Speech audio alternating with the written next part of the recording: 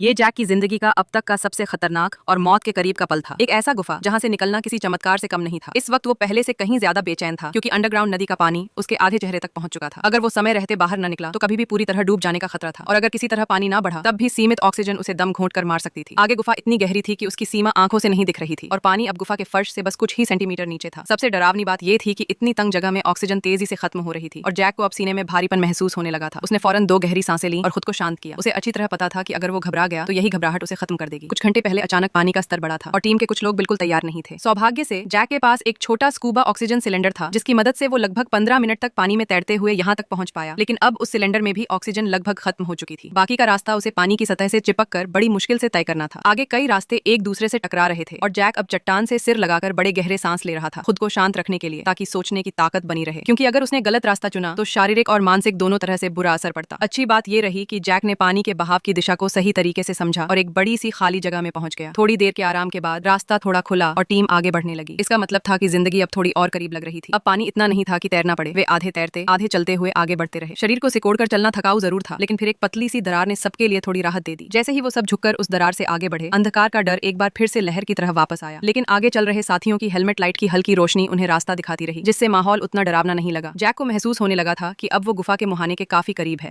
कुछ ही पल में उसके साथी जमीन पर बाहर निकल चुके थे और जैक भी उनके पीछे पीछे था।